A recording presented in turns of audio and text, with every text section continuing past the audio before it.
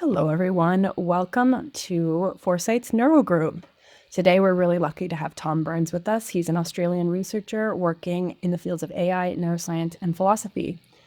He is joining us here in the Neuro Group today, but last year he came and gave a talk on what he's working on, and it'll be great to get our current download here.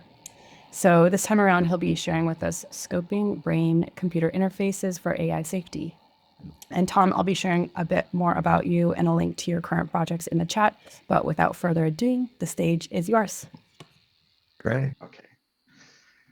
So hi everyone. I'm Tom. Thanks for coming. Feel free to chime in with any questions at any point. Today, I'm going to talk about some of my work, scoping brain-computer interfaces for AI safety.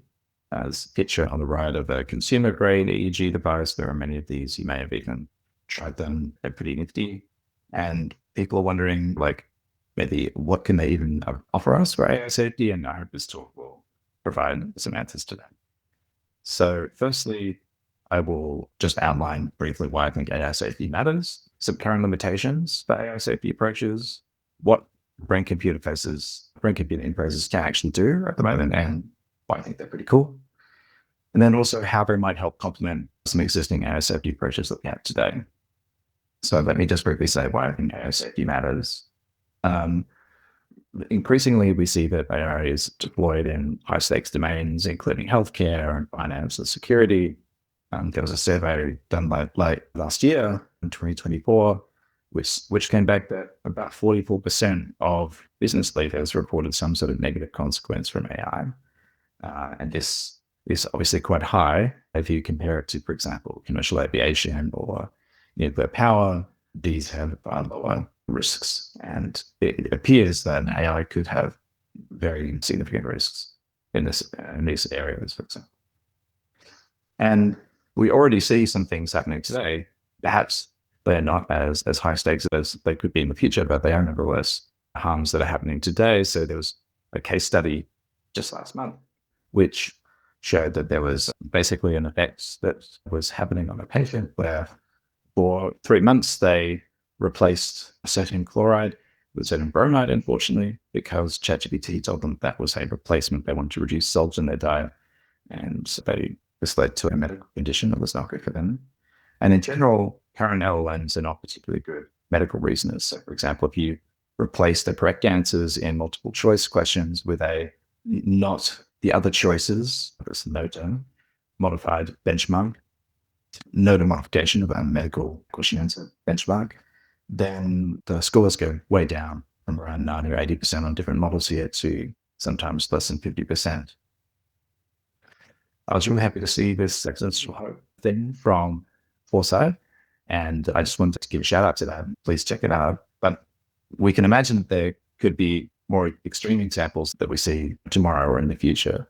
And I want to sort of highlight that risks and timelines obviously get a lot of attention, and there are good reasons for that. But maybe we should also talk about some of these desirable futures. And there are really good essays here on 2 different paths, for example, tool AI and I'm pronouncing that the way people like. But that's for the D is for like democratic, decentralized, and defensive acceleration. And so there could be, though, in either of these paths, it could be different examples of problems that we might experience tomorrow. So in the tool AI case, there's this pointing out that can we scale human oversight, right? Like as these systems grow and become more capable, in the case that we're really using them as fairly discrete set of tools, maybe not so general, we still probably want humans in the loop. And how do we make this like really possible, not only in a logistical sense, but also in a meaningful sense? We want these humans to actually really engage in the oversight process in a meaningful way. And in the DAC case, well, again, there's some sort of like scalability, especially if we have a decentralized system. How do we manage this? At what cost do we have this decentralization? How could we better overcome these costs, perhaps technically, including with different forms of human AI interaction? So I hope I've described for you some of why I think AI safety matters. And now I want to talk a little bit about some of the limitations in the current AI safety approaches. So there are many different AISEC approaches. This would take more than the hour that we have today to really go through all of them. But I just want to highlight it at a high level. There are some technical limitations and some policy and governance ones. So from a technical perspective, there's like theoretical limitations. These are like mesa optimizers and deceptive alignments. And in empirical cases, we have things like mechanistic interpretability, which is a really cool set of tools and research program. And there's this question about how faithful are those things that you're discovering in terms of the causal effect on models. There's also a bunch of these socio-technical kind of dynamics and deployment contexts that we might be missing. We currently see a lot of chat-based systems, but that's not necessarily the only deployment of AI that could exist in the future. And how that interacts with social systems and evolutions of deployment is not necessarily charted out fully. And so scalability in general for interpretability efforts and also theoretical efforts, let's say challenging, as I'll talk about in a moment. And then from a policy and governance perspective, well, there's often weaknesses in effective governance or limited trust. There's also competitive race dynamics and rapid deployment, which are obvious risks and problems that we need to overcome. But I won't talk about too much of that today, but rather I will talk about some of the limitations of constitutional AI and reward specification problem. So constitutional AI is a two-stage process. The first stage is to have a supervised learning stage where we revise harmful AI responses with some iterative self-critique and fine-tuning. And then in the second stage, we use reinforcement learning to evaluate responses according to some sort of constitutional principles. And this is used to generate data which we then train with the reinforcement learning. The problem here is potentially how do we ensure that these fixed and human-aligned principles are really human-aligned, right? And then should they even be fixed, perhaps, is an open question. A related problem is the reward specification problem. So reward models are often imperfect proxies for the underlying true human preferences, as often said, which leads to instances of reward over-optimization. But how can we even know really what true human preferences are? How can we maybe have any confidence of this when we're using self-reports? This is an open question. Regarding mechanistic interpretability efforts, which are really awesome, they're often, to be trustworthy to some degree, human-led, right? And humans should be involved in some sense. And in order to understand and control human behavior, interpretability efforts are often thinking about reverse engineering these neural networks into human understandable algorithms and concepts. And indeed, in this recent paper last year, Scaling Monosemanticity, quote is our sparse autoencoders contain too many features to inspect exhaustively by the humans. And so they had some techniques to reduce this number. And indeed, they found some really interesting examples like this sycophantic praise feature, right? In an essay, but you can see there are just so many of these, I think millions, right? And so this leads to a reliance on AI-led interpretability or AI-assisted interpretability, which we may not have 100% trust in, or we may question the robustness of this. At least I would. So I hope I've outlined just some of the very broad limitations. Of course, there are many more that I could go into, but now I just want to focus on how brain-computer interfaces might help. So some people might be skeptical about even what brain-computer interfaces could do. Here's a paper recently coming out of Japan, and what they do is they record audio and the EEG signal at the same time. So they're recording these two signals, and then they've got a type of transformer sort of architecture, which is combining these two in some kind of decoding and encoding sense. And when you align these signals, you can see, for example, of course, with the audio, there are silent periods and speaking periods. And also in the EEG signals, you can sort of align the same sort of envelopes. And then when you do this, you can actually predict the speech or reconstruct the speech or vice versa. And as you increase the data size, this helps quite a lot. In other work, also coming out of Asia, this work is from Microsoft. And here they take a large language model and they embed EEG signals and text signals to jointly train some sort of encoding through multi-channel autoregressive pre-training in the first stage. And then what they do is they fine-tune this on several downstream tasks. So you can do, for example, detection of medical abnormalities or different events, like, for example, during the sleep stages, emotion recognition, and also, as I just said, sleep classification. And then on a whole bunch of different tasks, they evaluated their model. And all of these other benchmarks or other models, I should say, are single tasks. So they really are just trying to train a model, for example, abnormal EEG detection or emotion recognition or something like this. And their model, which is the blue one, is performing all these different tasks fairly competitively. And it's, I think, one of the first times that someone or a group have integrated these EEG signals into the large language model framework. And using this sort of text-aligned neural tokenized embeddings for autoregressive pre-training and joint multitask training, which is not trivial at all. I should also say this group in Tokyo, Araya, they've also got some more results more recent than this as well, which is also using silent speech decoding. So this is not using the audio signal, but rather just the thought of the audio, the thought of the language, which is kind of what we want, right? If we want to have human-computer interaction with these sort of devices. Now, both of these are EEG studies, and there are many other types of brain-computer interfaces. Some are much more invasive than others. And one benefit of, for example, EEG is that it uses this electrical signal, which you essentially need to pick up from the brain in general. The brain is sending out electrical signals, and you can pick these up most easily using an electrical sort of device, right?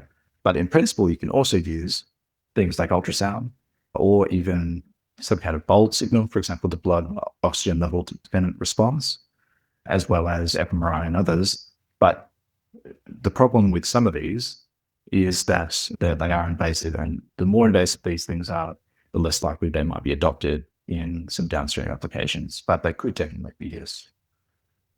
So for that reason, I just wanted to focus on EEG in the previous couple of slides. And I think it's important if we're thinking about trying to use EEG, for example, or any sort of brain-computer interface, we should also think about how likely is it that this could be adopted in economic or adoption terms.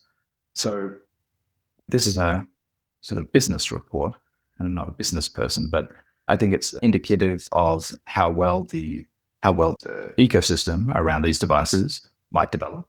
And in 2024, the current value of the market is something like $3 billion US.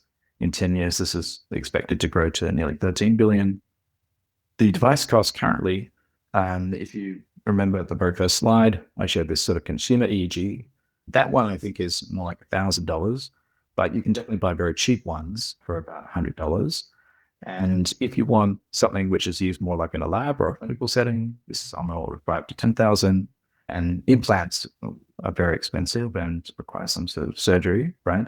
So these are rather expensive, but they are perhaps some of the best signals. So there are adoption barriers, obviously, like not everyone wants to get surgery, not everyone has $5,000 to $10,000. So if we were to rely on these more consumer EEGs, there would still be some initial cost, right? And if we wanted higher fidelity signals, we might need professional help or regulatory help to have this widespread.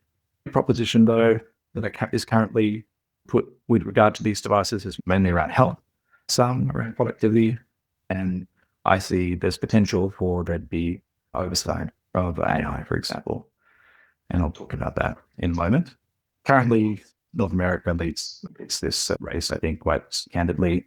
And there are companies in Europe and the Asia Pacific which are growing rapidly.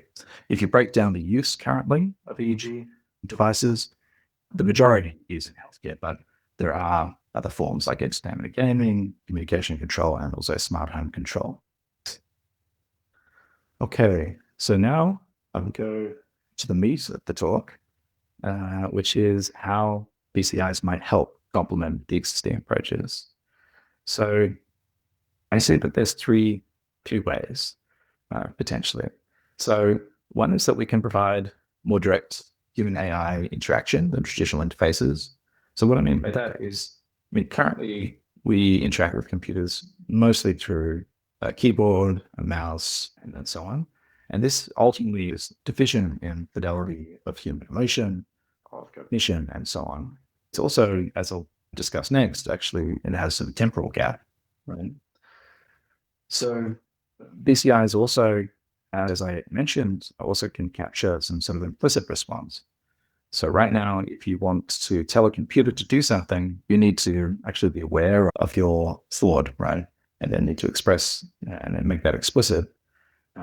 Whereas this is not necessarily true in the brain-computer interface, not even true in a human-to-human interface, right? I mean, when you talk to someone, sometimes you can detect their true meaning without them saying something, right? Through their body language or through their tone or something like this.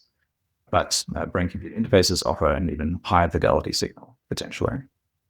And I will talk a little bit about some applications, which include real-time alignment, support for interpretability, and possible containment mechanisms.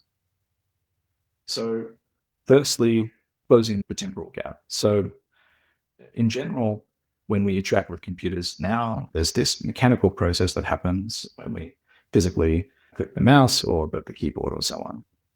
But potentially, AI human interaction through a brain-computer interface could be much quicker.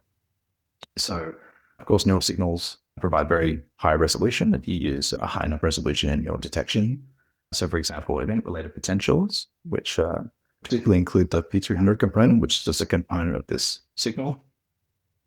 A fingerprint of this wave that you see on EEG have been shown to reflect cognitive processing of unexpected and attention capturing stimuli with latencies of 300 to 600 milliseconds. So in this case, you could imagine that if there was some sort of surprising or unintended response from an AI and you're wearing a BCI, you could potentially automatically detect this within less than a second and respond accordingly or adjust accordingly to the response. Another way that we can sort of close this temporal gap is that, kind of like what I mentioned before, we can reveal some implicit preferences or conflicts before the explicit awareness in the user. So neural activity often precedes consciousness awareness by hundreds of milliseconds, similar to this. And that explicit report frequently fails to capture the full complexity of cognitive and emotional responses. And there's a study related to this. So in general, there's a sense that the way that you communicate from your brain to your speech process or other mechanical processes in order to communicate your thoughts, there's a lag. And there's also a lag not only in this mechanism, but also in conscious awareness. So potentially we can close this gap further or help drive this kind of awareness through brain-computer interfaces. There's also, I think, a lot of opportunity for collaboration with AI and humans, both directly just between one AI and one human, but also in a distributed sense. So there are many neural correlates that have been identified in the literature of potential moral reasoning, for example. And these can potentially be leveraged to understand what our emotional responses are separate from our moral responses or moral reasoning. This could help guide, for example, constitutional AI principles or reinforcement learning with human feedback in a much more nuanced way. Even more nuanced potentially than the verbal or language dictated responses of humans, since those sorts of responses typically require training, like some sort of training philosophy, for example. These sort of responses could be adjusted in real time, and humans and AIs could interact with each other in a sort of dynamic way, which has a high fidelity. Also, I think sometimes when people analyze LLMs, they talk about like the vibe of the LLM. Now, this one has a good vibe, this one doesn't have a good vibe, but like the responses, for example. In addition, when people look at training data for LLMs, some people could have very potentially like a vibe about these, right? These are just data points like the outputs of an LLM, and they could be safety critical, and or they could have reasoning flaws. And if we, for example, had a human in the loop for some sort of training process or just using an AI system, they could, for example, have some sort of collaborative process where the BCI is helping them to detect issues with the data before they're having cognitive awareness of it, or helping to guide that cognitive awareness and detect this kind of like vibe mismatch in a way that is quite meaningful for the person, but maybe they can't articulate it, right? Or the vibe of the reasoning trace, or the vibe of the reasoning that the model is provided for their output or for the annotation of some sort of training data, for example. I also think that there can be distributed collaborative safety. So it's kind of commonly known that the wisdom of the crowd outperforms individuals. Of course, there's nuances to this on different levels. So, for example, if you also include debate, or if you also include some kind of training of these crowds or small groups, then this improves further. But what if this was, again, mediated by BCIs, which give potentially higher fidelity, higher expressiveness for humans, right? This could potentially be quite powerful and inform not only human AI alignment, but human alignment with respect to AI safety, right? Sometimes we disagree with each other about what the best course is for an AI safety process, but maybe brain computing places could help us understand one another better or seek alignment or agreement faster. Also, BCIs could help with this kind of integration of different neural responses. So everyone's brain is a bit different, just like everyone's personality is a bit different. And sort of understanding these differences while also aggregating them is, I think, important. And BCIs could help. And indeed, they could help with a sort of nuanced group of data. I think I've talked a bit about this already, but I'll just reiterate that neural markers exist in many cases for what I think would be markers of misalignment. And in general, there are many classification systems that can detect, for example, emotions, or as we saw a bit earlier, different sort of tasks related to EEG. And this accuracy is not perfect, let's say, but certainly I think better than, for example, if a user is very upset or something that doesn't understand why they're upset or that they're upset. Such classification could help guide a decision-making or preference feedback. And I wouldn't say this necessarily replaces, for example, RLHF or anything like that, but rather would supplement this kind of explicit feedback. Because I think both are needed. And we also don't want to get into a case of like, let's say you have a thought that you don't actually want to voice, right? A preference that you have, well, it's not a true preference in some sense. It's just a preference which remains unexpressed, or it's a playing with some thought of a particular preference, right? So we should be careful to balance this, I think. So coming towards the end, I wanted to just list some open questions, technical questions, also ethical and questions and privacy questions, which I haven't touched on today, all of which I think are relevant to this audience. And I would really greatly appreciate any feedback and ideas and the discussion. In general, though, there's various levels of signal fidelity in different modalities. I've talked about EEGs, which I think are probably the most economically feasible and the most open for adoption. We could consider other sorts of BCIs, and they may work better in different use cases if we're thinking about those with respect to AI safety or not. This, I think, is an open question. And then within each of those different technologies, how can we reliably use them and the information from them for high-stakes safety applications? There's the open question of interpretability of neural data. Computational neuroscience has been working on this for a long time, and there are current competitions which are ongoing, which are really great, which sort of address this. There's also, I think, many questions around how to integrate these brain-computer interfaces into our current alignment and interpretability pipelines. We don't want to necessarily introduce something that exposes, kind of like I mentioned, some kind of conflict between expressed and unexpressed preferences, or sort of work in progress preferences or work in progress cognition, as opposed to like fully thought out cognition. We also don't want to bias cognition, human cognition, by potentially this is an issue. So we need to be very careful when we do this. This is sort of related to the ethical safeguards. There's obviously a lot of privacy and autonomy questions that come up with brain-computer interfaces in general. And we should be very careful when we proceed with these technologies, but I do think they offer some great advantages, but we just need to make sure that we involve ethicists and philosophers and others who are experts in this field. And then sort of related to economics question, scalability or adoption question. If this was to be a future that we had, how would we actually distribute such devices? How would we use them? Noting that we have many different sort of people in the world. They may have not only differences in terms of their health context, but also in their health system context. And this is important to realize. So in conclusion, I want to say that regulated interfaces could unskill, enhance oversight, alignment verification and control mechanisms. As I mentioned, there are many challenges, technical, ethical, and governance related. And I would say that this is a complementary approach. This is not a replacement. And in the future, I hope that we have a lot of interdisciplinary interaction on this topic so that we can hopefully get some really cool, safe AI deployment using BCIs as a complementary set mechanism. So yeah, thanks, Kirsten. Thank you so much, Tom.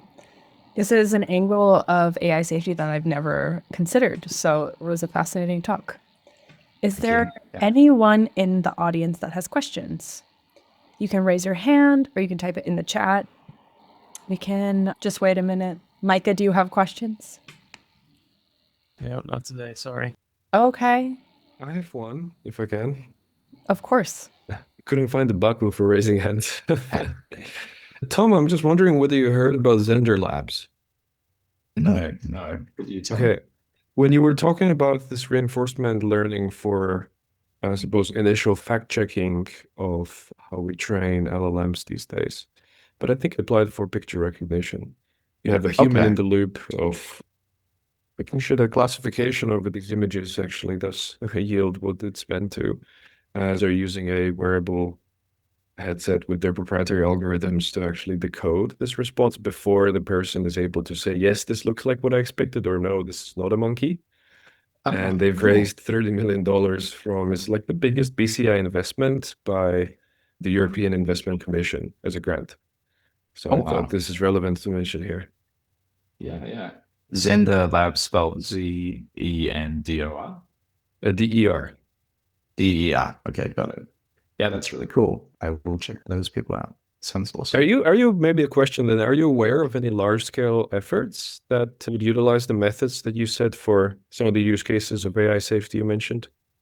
I mean, I'm not aware of this on a large scale, right? I think this is, so right now I'm really trying to scope this and explore this. I'm actually writing a report on this, which I hope to release in the next couple of months. And I would really love feedback from the Foresight community on this. Maybe best to post it in the Discord or send by email or something later.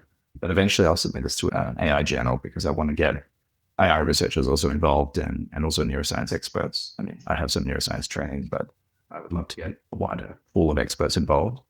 And in general, no, I don't see many of you mentioned Zender Labs, but I haven't heard of many others working in these areas yet. It's interesting when you consider that those wearable EEG devices for meditation mainly have been in the market for over a decade now. They have tens of millions of sessions recorded. Yeah. What are they doing with all that data? That always makes me a bit doubtful. Do you mean doubtful of its applicability or suspicious of them? Or Yeah, just that, well, both actually. The second because I didn't even have. Yeah. I think so. I mean, one thing to mention is perhaps I should have included a slide on this, but well, if you just take this one, for example, like the previous state of the art was on this kind of task, like decoding audio from EEG was like something like 25% accuracy with the same amount of data or similar amount of data, I believe. And that was only a few years ago. So now they're up to like 76% accuracy for the same amount of data. I think here it says 88% because they use more data. But so the performance on these tasks are actually increasing a lot. And something that also I think helps quite a lot of these foundation models, which have not really been applied significantly to EEG data. So one thing that this group Orion has also shown is that you can use a whole bunch of like previous data from, let's say, different patients with different health conditions, and then use a very small amount of data for fine tuning on an individual. So much less than 175 hours, right? And then this, before a specific task, can be fine tuned. So I would sort of say that it's a combination of like hardware and software needing to catch up in the case of your first question. But I think the second question about privacy of data and security of the data, this is a potential issue, right? We need to tread carefully, and I'm not sure from a regulation perspective how this will be managed. I mean, as I mentioned in the slide here, a lot of activity in terms of BCIs has been in the US, where the regulatory compliance is, of course, different than, let's say, Europe. So with keen interest, look into the regulatory aspect, I guess, in case of Europe for Bazenta Labs. Thank you. I guess one question I have would be a little bit more clarification on, you mentioned a closing of a temporal gap between LLMs and using EEG. That is really interesting, and it seems not possible. Okay. So the same way, same. Well, isn't computation so quick compared to human cognition?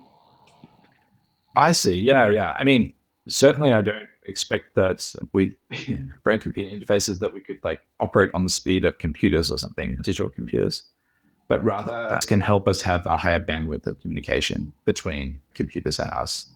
In the case of, me like reading a ChatGPT response that is like offensive or annoying or something, I might not even tell it that I'm annoyed. I might just be so annoyed that I just close the tab, right?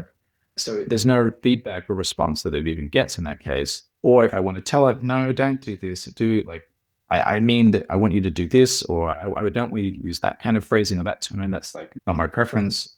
In order to express that, I need to conceptualize that in my own mind, like from the emotional response, perhaps. I need to verbalize it to myself in some sense or make it more concrete, and then I need to type it. Whereas in some sort of brain computing interface system, we might be able to have a way of detecting this like much quicker. Maybe not on the granularity or the level of specificity as in expressed language, but the vibe, right, could be captured quite quickly and then iterated on through explicit and implicit communication between the LLM and the human user. Cool. Thank you. Yeah. I think a good way to think about that is if you're in a conversation with a person and you get angry, that person knows you're angry far faster than you can say, I'm angry. They can tell, like right away. And so the idea is that at the moment, the computer only gets what you actually type. And the time between when you get angry and when you can type out the whole sentence describing your anger is very long. Whereas, again, we know that information is there right away. It's just not captured. And so a BCI would allow us to capture that information instantaneously or very quickly, much faster than the human can go through all the processing. And I think part of this is because that those emotional states happen in a different part of your brain. It's not the critical thinking part, right? And the critical thinking part is notoriously slow compared to the emotional part. And so those emotional responses are really fast, like much faster than you can think. And so oftentimes someone looking at you knows you're angry before you have even conceptualized the idea of your anger because it's just so fast. And so getting that to a BCI, I definitely see the value. Yeah, thanks, Mike. I totally agree with that. And in addition, like kind of as you said, like this emotional response happens first, and then this cognitive process kind of happens at a slower rate. And when this order happens, which is the natural order, just by our nature, in some sense, the cognition is affected by this emotion, right? Like a lot of meditation practices are about like trying to slow down, do this in a slower, sort of calmer process or more systematic process in order to improve the cognitive process, right? And in a sort of brain-computer interface interaction with an LLM, in principle, in the same way as you might with a therapist or someone that has a high sensitivity to your emotions, you might actually have a better experience and better be able to verbalize or express what you're feeling and your problem with the response that you got from that person or this model, for example. You might be able to actually better express your preference. Yeah, I would like to say that a useful comparison here is to other sensors, because you can tell so much about what the person is feeling by motion tracking their motions or by a wearable sensor that they wear on the wrist. But here, particularly on this slide, the P300 response to me is interesting because that one is hard to get with other modalities. Like that you're kind of susceptible, your perception of air. That's That's something that I have not, something that you couldn't extract. But I suppose that's the question: is what is the unique EEG wearable biomarkers that you can extract? And maybe also a sub question there is, I don't know if you're familiar with emotional classification with EEG data, but last time I was looking into it, I think a lot of people try to plot it on this Russell model of valence and arousal, where Yeah. you can represent any emotion as a combination of how aroused, so how strongly you're feeling, versus valence, which is positive or negative emotion. And then any emotion could be placed there. But again, the question is that compass of emotion better, more accurately represented with a BCI than with a wearable sensor? Like, is this actually practically Yeah. useful?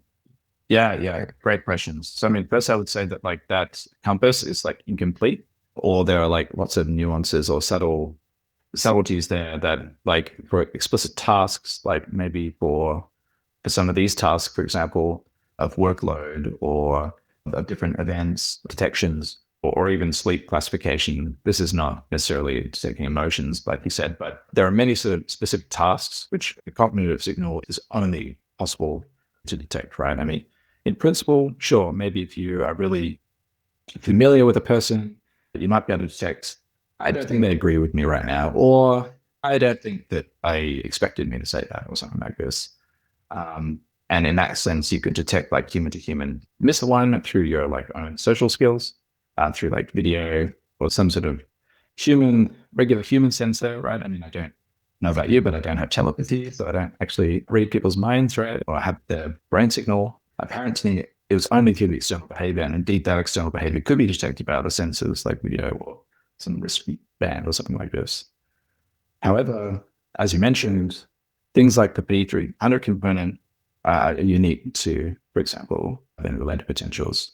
And there are many other examples of these kind of very high-level, explicit cognitive events, which can really, I think, only be captured reliably, or let's say best and easiest by a brain-computer interface.